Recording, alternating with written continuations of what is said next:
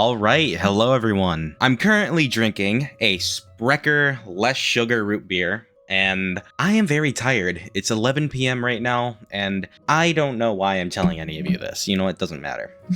Anyways, welcome back. Today we're going to be playing Brutal by T-Shack. This was actually verified by a Wisconsinite GD player, and that's the only reason I beat this level. It actually became very popular. It doesn't have many downloads to be like quote-unquote considered popular, but a lot of people have beaten this level. And by a lot, I mean like a lot. I don't know if this even does it justice. I'll probably just like put a screenshot of the AREDL stats on it, but a lot of people have beaten this level. Anyways, shout out to Airless. He verified this level, and I beat this when it was unrated. It was actually unrated for quite a bit, not super long, but a decent amount of time. But now it got rated, and now it's one of the shortest extreme demons, while also being one of the easiest. But yeah, enough yap. I'm gonna go into the level and give you guys any tips and tricks I might have on how to beat it. All right, so the beginning of Brutal isn't terribly hard. The hardest parts honestly just come from your control of the wave and the ship. I think that goes with most of the level, but the beginning specifically, you gotta be able to control your ship. I really like this like effect at the beginning here where it says like attempt 20. I really like that effect right there, by the way. I thought I'd point that out. Anyways, this first straight fly, if you hit this black orb pretty well,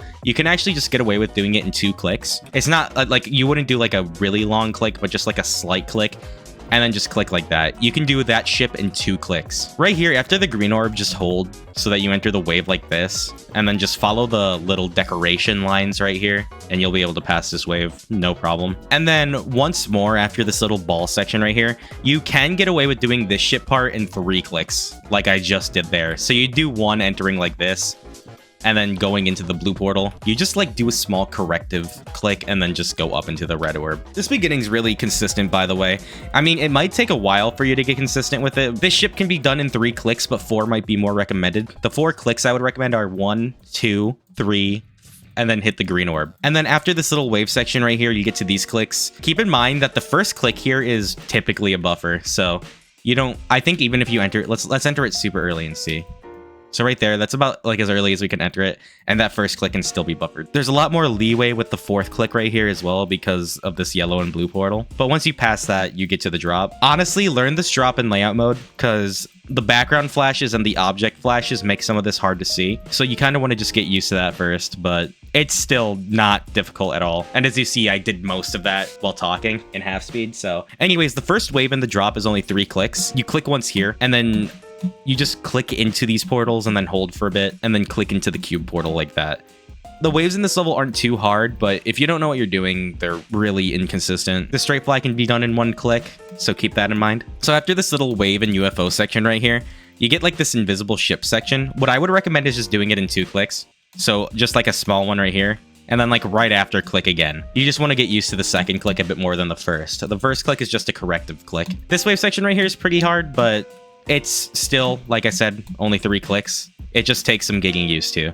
So you just do 1, 2, 3. And then you can click all these orbs like in the middle. These orbs might kill you quite a bit if you're not consistent with them. So keep that in mind. You can also, like you just saw, miss the gravity portal. And something that I just found out, you could skip this green orb right here and just enter this little ship section right here. So the click pattern I'd recommend for this ship, because the ship can be pretty chokeable, is clicking twice right here in the first straight fly, but on the second click you hold up a bit, so like I'm doing right there. And then like a little bit after you enter the yellow portal, you want to just like click. So like not right away in the yellow portal, but a bit after you enter it. And that just helps you get more aligned with it. And you can hold into the ball portal and it counts as you activating that blue orb. So you don't have to do like an extra click at the blue orb. But yeah, after that, you get into this last part, which is definitely the most chokeable part, but it's also easy to get consistent at. So at this UFO, you have to like hit your head. I would recommend just hitting your head once, just doing a late click. But if you really wanted to, you could just do like that.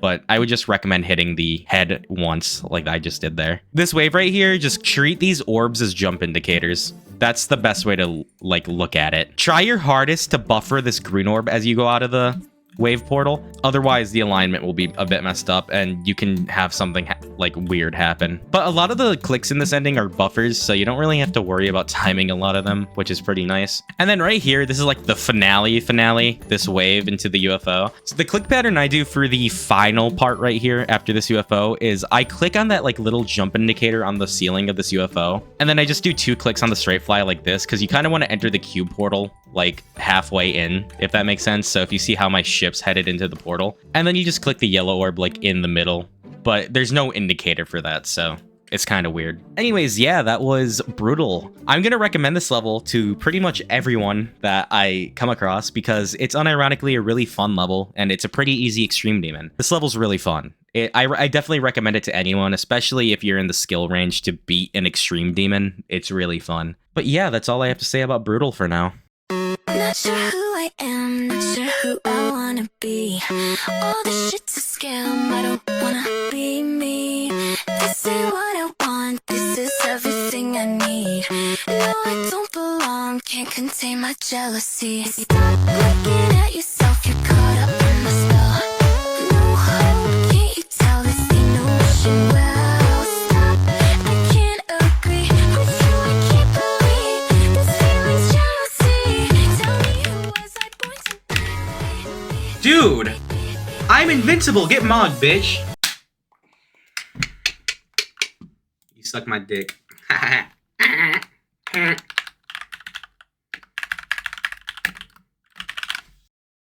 All right, that was Brutal. I really enjoyed Brutal, and honestly, Brutal was one of the levels that I beat recently that actually got me back into the game. Also, it just seems really unique compared to other levels released around this time frame. I see that it's more inspired off of like 2.1 levels, but it still feels rather unique. I feel like it stands out quite a bit. You can also tell that the creators had a lot of fun building this level, so I always respect that. Honestly, one of the things I'm really sad about is that I genuinely think I only spent around like 300 attempts on this level, so I can't even give much of an opinion on it.